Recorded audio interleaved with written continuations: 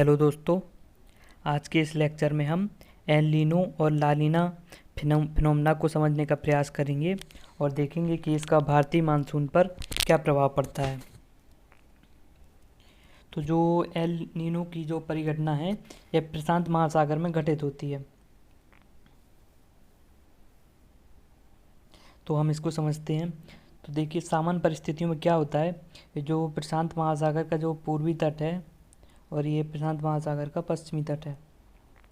तो सामान्य परिस्थितियों में क्या होता है, जो व्यापारिक पवनें होती हैं, व्यापारिक पवनें जो प्रशांत महासागर के जो पूर्वी तट से चलती हैं, चूँकि इनकी दिशा होती है ईस्ट टू वेस्ट, यानी कि पूरब से पश्चिम की तरफ। तो ये जल की सतह से जल को ले जा कर के यहाँ पर पश्चिमी तट है जो प्रशांत महासागर का, यहाँ पर इकट्ठा कर देती हैं, जिसके कारण से यहाँ पर गर्म जल का एकत्रीकरण होता है। गर्म जल के एकत्रीकरण के कारण यहाँ पर डाउन वेलिंग की प्रक्रिया होती है, जिसके कारण से यहाँ पर सतह पर ऊपर गर्म जल होता है और जो यहाँ पर जो ठंडा जल था यह नीचे की तरफ चला जाता है डाउन वेलिंग की प्रक्रिया के अंतर्गत। अब चूँकि जो सनमार्गी पवनें हैं ये पूर्वी तट से जो जल को लेकर के गई थी, यहाँ पर जल की कमी हो जाती है।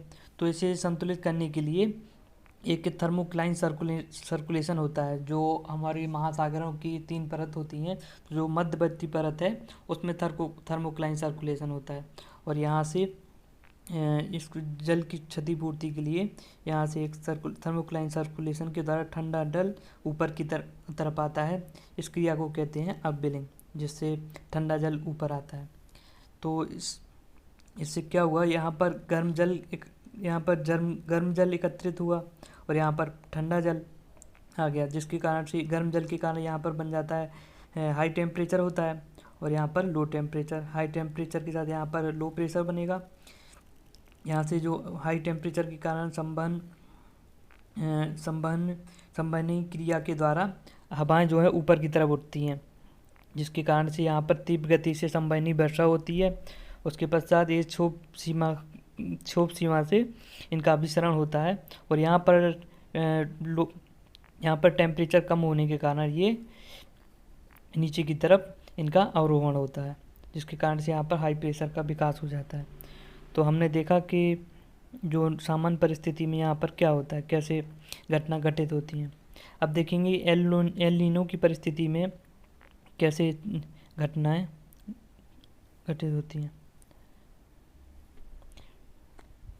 अब एल नीनो की परिस्थिति में क्या होता है, जो सनमार्गी पवनें हुए हैं इनके कमज़ोर हो जाने के कारण, इनकी जो गति है कम हो जाने के कारण, जो यहाँ पर गर्म जल एकत्रित था, गर्म जल की जो है पूर्वी तट की तरफ पुनः वापसी होती है और ये पुनः वापसी होती है प्रति विषुवत रेखी धारा के द्वारा।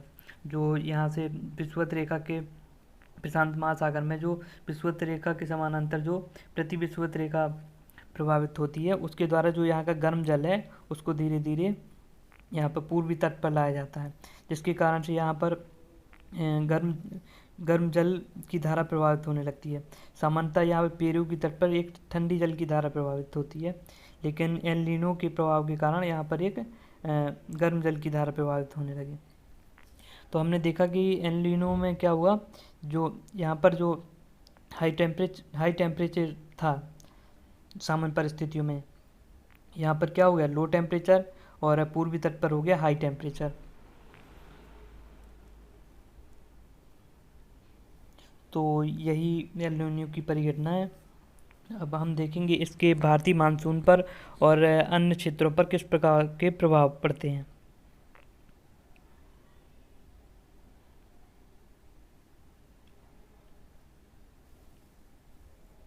ये देखिए, इसको एक बार और समझ लेते हैं, इससे फिगर से जल्दी समझ में आएगा। तो हमने देखा सामान्य परिस्थिति में क्या होता है, यहाँ पर जो है व्यापारिक पवनों के द्वारा गर्म जल का एकत्रित कर देती हैं और जिसके कारण से थर्मोक्लाइन सर्कुलेशन होता है और यहाँ पर ठंडे जल एकत्रीकरण होता है। यहाँ पर गर्म जल होने के कारण हाई टेम्परेचर होता है और लो प्रेशर, और यहाँ पर लो टेम्परेचर होता है और हाई प्रेशर। अब जो एल नीनो की घटना है इसमें क्या होता है, जो प्रति विषुवत की जलधारा है, इसके द्वारा जो यहाँ पर गर्म जल एकत्रित हुआ था, इसको पुनः जो पूर्वी तट है यहाँ पर इकट्ठा कर यहाँ पर ले आता है, जिसके कारण से यहाँ पर एक जो है ये एल नीनो करंट प्रभावित होने लगती है। तो यही थी एल नीनो की घटना। अब इसका भारतीय मानसून पर क्या प्रभाव पड़ता है, इसको देखेंगे।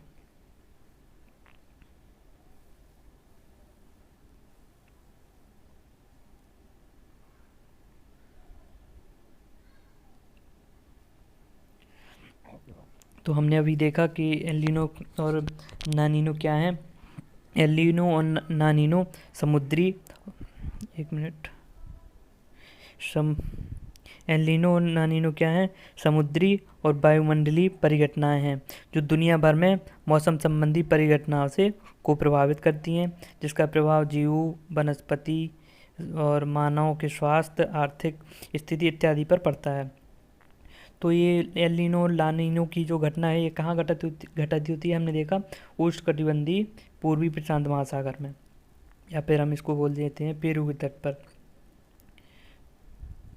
तो हमने अभी देखा कि क्या होता है सामान्य परिस्थिति में, क्या होता है सन्मार्गी पवनें हैं, जो सन्मार्गी पवनें हैं ये क्या करती हैं, उष्णकटिबंधीय पश्चिमी प्रशांत महासागर के तट पर जो है गर्म जल का एकत्रीकरण कर देती हैं, जिसके कारण डाउन वेलिंग की क्रिया होती है। इसके संतुलन हेतु थर्मोक्लाइन सर्कुलेशन द्वारा पेरू के तट पर अब वेलिंग की क्रिया होती है, जिसके कारण क्या होता है पश्चिमी प्रशांत महासागर पर सतह का तापमान अधिक होने के कारण हाई टेम्परेचर होता है और लो प्रेशर, और यहाँ पर संवहनीय वर्षा होती है।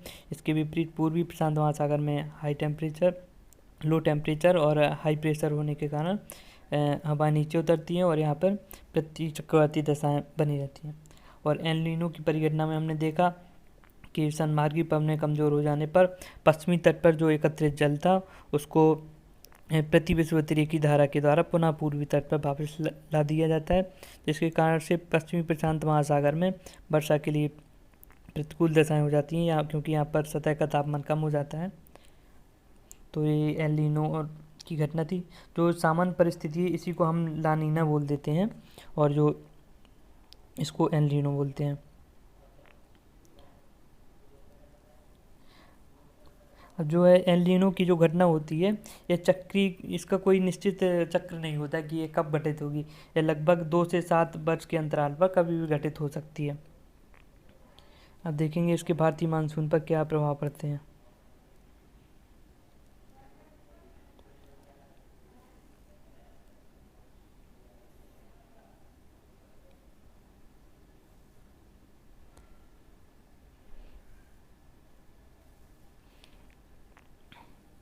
तो होता क्या है एल नीनो की टाइम पर जो है यहाँ पर हाई प्रेशर का विकास हो जाने के कारण जो हिंद महासागर है यहाँ पर यहाँ से हवाएं अभिसरित होती हैं दोनों साइड, और ये यहाँ पर उतरती हैं। तो यहाँ पर हाई टेम्परेचर का विकास हो जाने के कारण यहाँ पर लो प्रेशर का विकास हो जाता है। लो प्रेशर का यहाँ पर विकास हो जाने के कारण जो दक्षिण पूर्वी व्यापारिक पवनें थी, जिनको हम मानसूनी पवनें कहते हैं, ये कमज़ोर हो जाती, क्योंकि यहाँ पर लो प्रेशर का विकास होने के कारण जो मानसूनी पवनें हैं जो जो जो हाई प्रेशर से चलती हैं, ये हाई प्रेशर का केंद्र होता है जो यहाँ पर कमज़ोर हो जाता है, जिसके कारण से जो जो भारत में जो वर्षा होती है वो भी प्रभावित होती है, मानसूनी वर्षा। ये देखिए यहाँ पर चूँकि ये लो हाई प्रेशर के केंद्र से मानसूनी पवनें चलती हैं। अब उसमें एल नीनो की फिनोमेना जब घटित होती है तो यहाँ पर लो प्रेशर का केंद्र बन जाता है।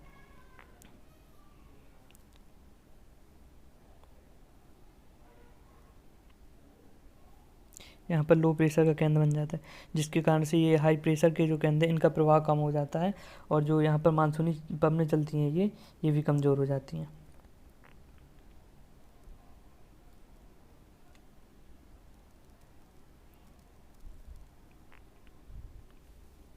तो हमने देखा कि भारतीय मानसून पर इसका नकारात्मक प्रभाव पड़ता है।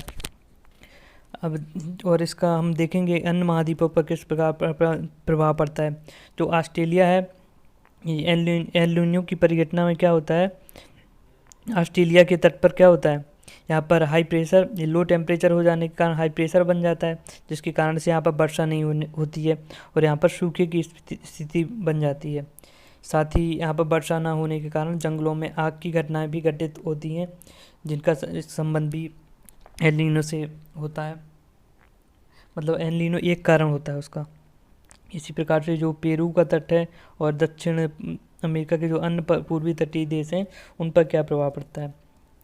चूँकि एल नीनो की परिघटना में यहाँ पर लो प्रेशर बनने के कारण से यहाँ पर वो अत्यधिक हाई टेम्परेचर होने के कारण संवहनीय वर्षा होती है, जिसके कारण से यहाँ पर बाढ़ की परिस्थिति पैदा हो जाती है, जो मत्स्य उद्योग के लिए हानिकारक प्रभाव लाती है। साथ ही यहाँ पर हाई टेम्परेचर, समुद्र की सतह का हाई टेम्परेचर हो जाने के कारण कोरल ब्लीचिंग की भी घटना घटित होती है। और यहाँ साथ ही जो पूर्वी तट है, पेरू का जो तट है, पश्चिमी तट, तो यहाँ पर क्या होता है, अपवेलिंग की क्रिया होती है, जिसके कारण से फाइटोप्लैंक्टन और जू प्लैंकटन ऊपर की तरफ आते हैं। लेकिन जब जो एल नीनो की घटना होती है तो इसमें क्या होता है कि जो अपवेलिंग की क्रिया है ये प्रभावित होती है, जिसके कारण से जो फाइटोप्लैंक्टन है ये भी प्रभावित होते हैं और जो आहार श्रृंखला होती है वो भी प्रभावित होती है, जिसके कारण से हमारा जो पारिस्थितिकी तंत्र होता है वो भी हानिकारक रूप से प्रभावित होता है। इसके साथ ही जो एल नीनो की घटना है इसका संबंध जेट स्ट्रीम से भी है और इसके साथ कार्बन सिंक, चूँकि एल नीनो की घटना में समुद्र की सतह का टेम्परेचर बढ़ जाता है। जब टेम्परेचर बढ़ने के कारण जो समुद्र में घुली हुई कार्बन डाइऑक्साइड होती है वो मुक्त हो जाती है, जो पुनः जलवायु परिवर्तन का कारण बनती है और जलवायु परिवर्तन फिर पुनः एल नीनो का कारण बनता है।